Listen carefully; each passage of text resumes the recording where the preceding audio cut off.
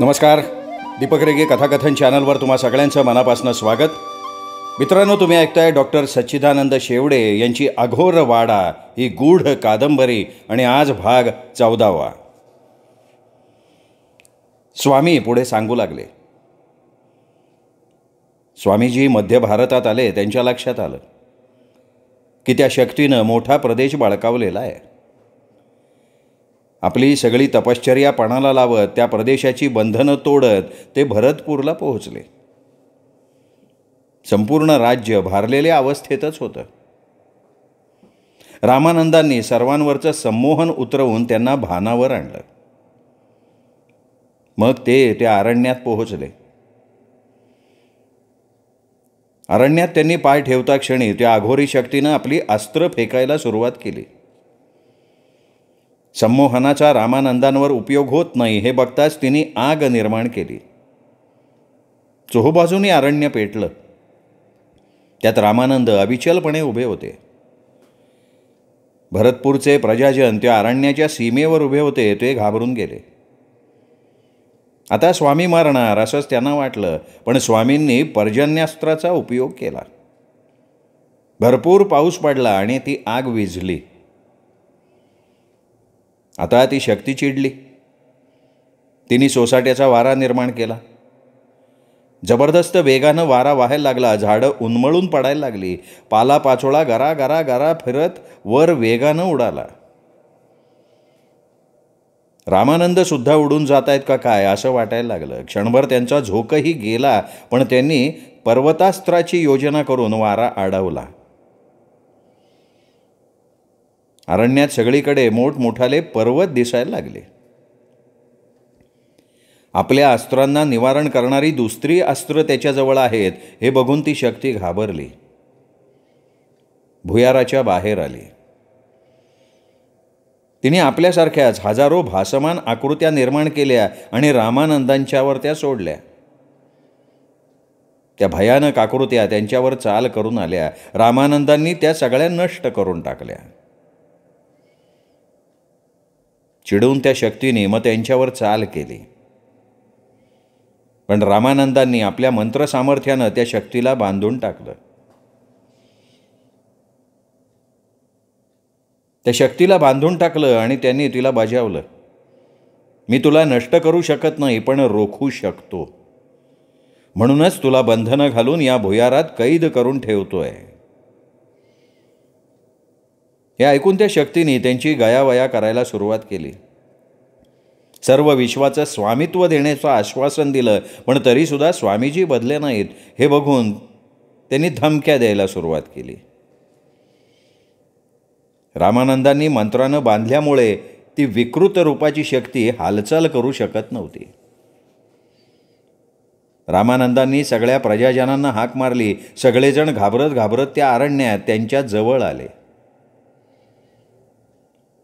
रामानंदांच्या आदेशानुसार त्यांनी त्या विकृत शरीराला मोठमोठ्या लोखंडी साखळ्या बांधून जेरबंद करून टाकलं. त्याच भुयारात नेऊन तिला खोलवर एका पेटीत घालून ठेवलं. ती आकृती भयानक स्वरात ओरडायला लागली, रडायला लागली. रामानंदांनी त्या आकृतीला सांगितलं की जर कोणा शक्तिमान दुष्कर्मी मांत्रिकाला कळलं आणि तुझा शोध घेत तो इथपर्यंत आला तरीसुद्धा तुझी सुटका संभवत नाही. त्यांनी तुझ्या सूक्ष्म शरीराला ताब्यात घेतलं आणि एखादी स्त्री त्या सूक्ष्म शरीराकडून भोगून घेण्यासाठी तयार झाली तरच त्या स्त्रीच्याच उदरातून तू पुन्हा जन्म घेऊ शकशील. पण लक्षात ठेव, तू कुठेही जन्म घेतलास तरी तुझं मूळ शरीर इथे अडकल्यामुळे त्या नव्या शरीरात थोडी शक्ती संक्रमित होईल. उर्वरित शक्ती त्या नव्या शरीराला पुन्हा साधना करून प्राप्त करून घेता येईल. आणि त्यात किती काळ जाईल कुणाला माहिती. एवढं बोलून रामानंद भुयाराच्या बाहेर आले. त्यांच्या आदेशानुसार सगळ्यांनी ते भुयार बुजवलं, पक्क बुजवून टाकलं. सर्वांनी रामानंदांचा जय जयकार केला. त्यांच्या जीवावरचं संकट टळलेलं होतं. सर्व मानवजातीचं संकट रामानंदांनी दूर केलं होतं. त्यांना भरतपूरला राहण्याचा आग्रह झाला. प्रजाजनांनी त्यांना राज्यपद देऊ केलं. रामानंदांनी ते सगळं निग्रहानं नाकारलं आणि ते दक्षिणेत परत आले. आता या गोष्टीला जवळपास 5,000 वर्षांहून जास्त काळ लोटला असेल. 84 लक्ष योनीतून फिरून तो बौद्धपंथीय भैरव आत्ताच्या जन्मात मुस्लिमपंथीय महम्मद चिश्ती आहे. त्यानं जागवलेली तीच भरतपूरच्या अरण्यातली शक्ती आहे आणि तिचा निपात करणं हे माझं प्रमुख जीवन कार्य आहे. एवढं बोलून स्वरूपानंद स्वामी थांबले. म्हणजे तुम्हीच रामानंद आहात हो का नाही, पूर्वीच्या जन्मातले? विश्वास न बसून लक्ष्मणराव वैद्यांनी विचारलं. मान डोलवीत हलकेच स्वरूपानंद हसले. त्या शक्तीचा भयंकर इतिहास ऐकून प्रसाद हादरला होता. पण स्वामीजी, चिश्तीला त्या शक्तीचं अस्तित्व कसं काय कळालं?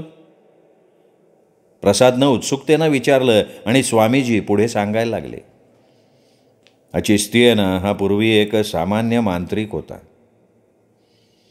पण आपण आपली शक्ती वाढवून बलाढ्य व्हावं असं त्याच्या मनानं घेतलं, म्हणून त्यांनी तीव्र साधना सुरू केली. स्वतःचं रक्त अर्पण करायला लागला. आत्तापर्यंत अशी इच्छा धरून कोणीही साधना केली नव्हती. चिश्तीची एकाग्रता आणि कणखर निश्चय बघून त्याचं रक्त पिऊन जागी झालेली ती शक्ती त्याला प्रसन्न झाली. तिने भरतपूरच्या अरण्यात त्याला बोलवलं. चिश्ती भरतपूरला आला. एवढ्या वर्षात भरतपूरचा प्रचंड कायापालट झाला होता. भरतपूर शहर झालं होतं. पण शहराच्या एका कोपऱ्यातली ती जागा मात्र अजून जंगलानं व्याप्त होती. शहराच्या नशिबानं त्या भागातलं जंगल तसंच राहिलं होतं. चिश्ती त्या जागी येताच त्याला त्या शक्तीचं अस्तित्व तीव्रतेनं जाणवलं आणि ती जागा त्यांनी खोदायला सुरुवात केली. जंगलात घनदाटपणा उरला नसल्यामुळे चिश्ती फक्त रात्रीच काम करू शकत होता. हळूहळू त्यांनी ते भुयार खोदून काढलं. आतमध्ये उतरताच पेटीत बंदिस्थ अवस्थेतली ती शक्ती त्याला दिसली. त्यांनी आपल्या सामर्थ्याने तिला सोडवायचा प्रयत्न केला, पण ते शक्य झालं नाही. त्या शक्तीनं त्याला रामानंदांचं म्हणणं सांगितलं आणि त्याप्रमाणे करायला सांगितलं. मग त्याप्रमाणे चिश्तीनं तिथं काही काळ साधना करून तिचं सूक्ष्म शरीर हस्तगत केलं आणि भुयार बुजवून तो निघाला. आणि मग तिथून तो बहुतेक या भागात आलेला असावा. त्या वारजे गावातल्या पाटलाला मूलबाळ नव्हतं. ते जोडपं गेलं त्याच्याकडे. मग पाटलीणबाईला त्या सूक्ष्म शरीरापासून दिवस गेले आणि ती शक्ती जन्माला आली. काही दिवसातच ते पोर सामान्य नाही याची त्या बाईला कल्पना आली, कारण ते पोर तिच्या दुधाऐवजी तिचं रक्त पिऊन तृप्त व्हायला लागलं होतं. अंगातलं रक्त झपाट्यानं सरत ती बाई मृत्यूपंथाला लागली आणि चुकूनच तिच्या हातून मरता मरता एक सत्कृत्य घडलं. तिने रागाने त्या पोराचा गळा आवळला. पोर मेलं असं समजून पाटलांनी आपल्या वाड्याजवळ ते पुरलं. बाईसुद्धा तेव्हाच मेली. ती बाई हा त्या शक्तीचा पहिला बळी. नवशरीरही न उरल्यामुळे ती शक्ती त्या पोराच्या मृत शरीरातच राहिली. पण नंतर त्या शक्तीनं पाटलाला मारलं. त्या शक्तीला हुसकावायला आलेल्या मांत्रिकाला मारलं. मग पुढे चिश्तीनं त्या शक्तीला वाड्यात नेऊन ठेवलं. तिथे जवळपास 15 वर्षांनी एका म्हाताऱ्याचं शरीर त्या शक्तीला मिळालं. मग त्या वाड्याच्या आसपास 1 मैलाचा भाग तिने संरक्षित करून ठेवला. चिश्तीच्या भीतीनं त्या 1 मैलाच्या भागात राहणारे लोकसुद्धा आपापली घरं टाकून पळाले. त्या म्हाताऱ्या शरीरात ती शक्ती शिरली. तिला जो माणूस स्पर्श करेल तो वितळेल अशी व्यवस्था चिश्तीनं करून ठेवली. त्याप्रमाणे तो पाडेगावचा पोरगा वितळून मेला. आणि दुसरा वितळला तो तुझा मित्र. स्वामींचं बोलणं ऐकून प्रसाद आणि ज्योत्स्ना दचकले. वैद्य पती पत्नी तर अवाकच झाले होते. स्वामीजी, तुम्हाला हे एवढं सगळं तपशीलवार कसं काय कळलं? प्रसादच्या ह्या प्रश्नावर स्वामीजी खांदे उडवत हसले. आणि जर तुम्हाला हे सगळं कळलं होतं तर तुम्ही हे आधीच का नाही थांबवलं? ज्योत्स्नानंही कळवळून विचारलं. हे बघ मुली, प्रत्येक गोष्टीची वेळ यावी लागते. तुम्ही सगळंच एकदम करू शकत नाही. त्या पाटलिणीनं आपल्या पोराला ठार करणं हे विधिलिखित होतं, ते टाळता आलंच नसतं. आणि समजा टळलं असतं ना तर आज तुम्ही जिवंत आला नसतात. त्या शक्तीला मूळ शरीरच मिळालं असतं तर एव्हाना ती सर्व शक्ती संपन्न झाली असती. आता कसं होतंय, आता एका शरीरातून दुसऱ्या शरीरात प्रवेश करण्यातच तिची शक्ती खर्ची पडतीये. आधी बालक, मग तो म्हातारा मालपाणी, त्यानंतर परशा आणि आता तुमचा विलास. गाड्या बदलाव्यात ना तशी शरीरं त्या शक्तीनं बदलली आहेत. आज सकाळी सुद्धा एक जण मेलाय. त्याचं मरण मी रोखू शकत नव्हतो. अटकाव करायचा प्रयत्न केला पण त्यात मला यश येणारच नव्हतं हे मला सुद्धा माहिती होतं. आज आज त्या वाड्यात कोणी गेलं होतं? अहो कसं शक्य आहे? कुणालाही तो रस्ता माहिती नाही आहे. इतक्या वर्षात कोणी गेलं नव्हतं. आणि ह्या पावसामुळे परत ट्रॅफिक जाम. का आमच्या वेळचंच नाटक पुन्हा घडलं आहे? नाही, नाटक खरंच घडलं आहे पण वेगळ्या प्रकारचं. विलासिनी तिथे एका माणसाला घेऊन गेली आहे. कोण? विलासिनी? पण ते कसं काय घडलं? त्यात काय आश्चर्य आहे? विलासिनीचं सगळं रक्त त्यांनी शोषलं आहे. आता तिच्या शरीरात त्याचा आसुरी अंश आहे. तिच्या शरीरावर आता त्याचं नियंत्रण आहे. तिने त्या व्यक्तीला भुलवून तिथं नेलं आणि त्याने आता ती शक्ती विलासच्या शरीरात आहे ना, तर त्या शक्तीनं त्या माणसाला बळी देऊन टाकलं. त्याचं रक्त भरतपूरच्या त्या शरीराच्या तोंडात घातलं. बाप रे! अहो कुठे भरतपूर, कुठे ते वारजे, इकडून रक्त त्या शरीराकडे कसं पाठवलं असेल? तो एक तांत्रिक विधी आहे. विधी तुम्हाला सांगितला तरी समजणार नाही. फक्त एवढंच सांगतो की दूरध्वनीवरून जसं आपण संभाषण करतो, म्हणजे त्याला कसं स्थळाचं काळाचं बंधन नसतं, तसंच या विधीचंही असतं. तंत्रविधीनं हे रक्त संक्रमण केलं जातं. आज कदाचित आणखीही एकाचा बळी जाण्याची शक्यता आहे. आज काय घडतंय यापेक्षा उद्यापासून काय घडू नये याची चिंता करायला हवी. मी आता खोलीत जाणार आहे. उद्या तुम्ही सगळे तयार राहा. आपल्याला त्या जाग्यावर जायचं आहे. बाई ग, परत त्या वाड्यात? म्हणजे? चाचरत ज्योत्स्ना म्हणाली. हो, परत त्याच वाड्यात जायचं आहे.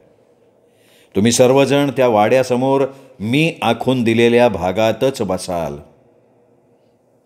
काहीही झालं तरी तिथून हलायचं नाही. मी एकटाच वाड्यात जाईन. एक लक्षात ठेवा की ही तुल्यबळांची लढाई आहे. केव्हा काय होईल ते सांगता येणार नाही. मनोबल वाढवण्याकरता तुम्ही देवाची प्रार्थना करत बसा. त्या लढाईत काहीही होऊ शकतं.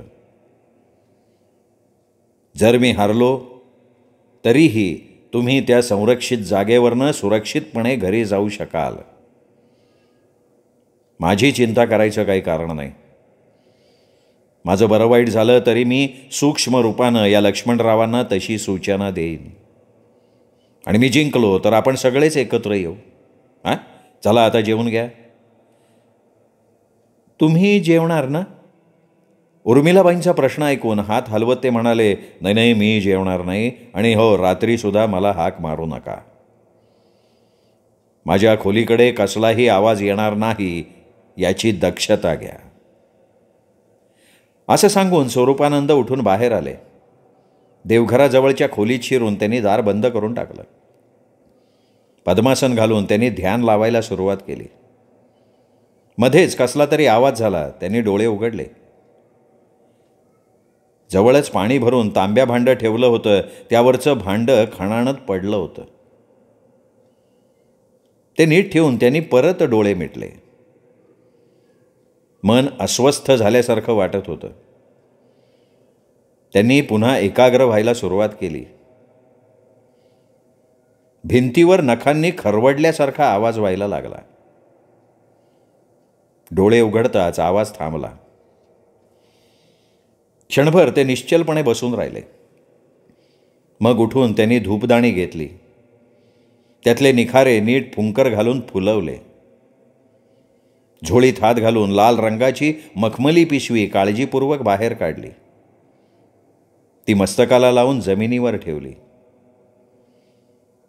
पिशवीचे बंद हलकेच सोडून त्यात हात घातला. आतून धुपाचा एक टप्पोरा खडा काढला, हातात घेतला आणि काहीतरी पुटपुटायला सुरुवात केली.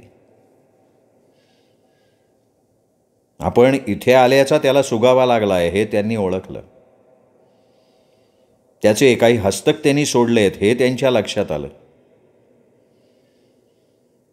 सावधगिरी म्हणून तो या घरातच हस्तक घुसवण्याचं साहस करेल हे मात्र त्यांना वाटलं नव्हतं. पण पहिल्यांदाच वेगवान हल्ला करण्याचं त्यांनी ठरवलेलं असावं. त्या खोलीत काही सावल्या नाचायला लागल्या. भिंतीवरच्या त्या सावल्या बघताना त्यांना मौज वाटली. घाबरवण्यासाठी एवढा तकलादू उपाय तो योजेल असं त्यांना वाटलंही नव्हतं. खोलीत लावलेल्या समईतून क्षणभर मोठा जाळ निघाला आणि पुढच्याच क्षणी ती समई मंदपणे तेवताना दिसायला लागली. त्या सावल्या वेडावाकडा फेर धरून नाचायला लागल्या, कुजबूज करायला लागल्या. एकदम त्या सगळ्या एकत्र झाल्या. भिंतीवर 2 शिंग आणि मागे टोकदार शेपटी उभारून हात पसरून ती सावली अंगावर आली. हातापायांना अणकुचीदार आणि लांब वाढलेली नखं दिसत होती. क्षणार्धात ती सावली नाहीशी झाली. भिंतीवर छोट्या छोट्या सावल्या दिसायला लागल्या. स्वरूपानंदांनी तो धुपाचा खडा धूपदाणीत टाकला. हळूहळू धूर निघत खोलीत पसरायला लागला. धुराच्या वाढत्या व्याप्तीसरशी खोलीत प्रचंड खळबळ माजली. त्या सावल्या इतस्ततः धावू लागल्या. विचित्र आळोखे पिळोखे द्यायला लागल्या. वाईट सूर काढून रडायला लागल्या आणि अकस्मात अंतर्धान पावल्या. ते पाहून स्वरूपानंद प्रसन्नपणे हसले. तो धूपखडा किमान 6 तास धूर टाकत जळणार होता. ते खडे विशिष्ट प्रकारच्या वनस्पतींचं चूर्ण धुपात मिसळून मंत्रविधीने बनवलेले होते. अतिशय सावकाश जळून आसमंतातली वाईट शक्ती नाहीशी करण्याची किमया त्यात होती. अर्थात त्या शक्तीलाही मर्यादा होती. स्वरूपानंद शांतपणे ध्यान लावायला लागले. ते त्यांच्या गुरुला आवाहन करत होते. हळूहळू गुरुवर्य नजरेसमोर साकारायला लागले. बोल बेटा बोल, आता का बोलवलंयस? गुरुवर्य उद्या फार मोठ्या कामासाठी निघणार आहे मी. हो, मला त्याची कल्पना आहे.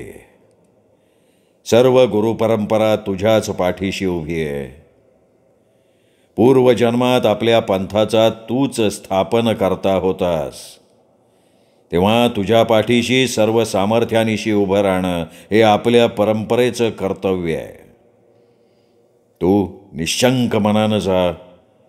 अंतिम विजय तुझाच आहे. अशीच कृपा असावी गुरुवर्य. गुरुवर्य अदृश्य झाल्यावर स्वरूपानंदांनी आपली सारी विद्या उजळून ठेवली. मनशांतीसाठी आणि मनोबल वाढवण्यासाठी त्यांनी सप्तशतीचं पठण सुरू केलं. स्वरूपानंद उठून गेल्यावर वैद्यांनी प्रसादला जेवायला सांगितलं. दुपारचे 2 वाजले होते. वेळ कसा गेला तेच कळलं नव्हतं. जेवायला बसल्यावर ज्योत्स्नानं परत तोच विषय काढला. आज सकाळी एक जण मेला आणि अजूनही एखादा जाईल असं स्वामीजी म्हणाले. किती भयंकर आहे. हो ना, आणि जो सकाळी मेला तो कोण असेल आणि तिथे तो कसा गेला असेल? प्रसाद म्हणाला, खरंच कोण असेल तो?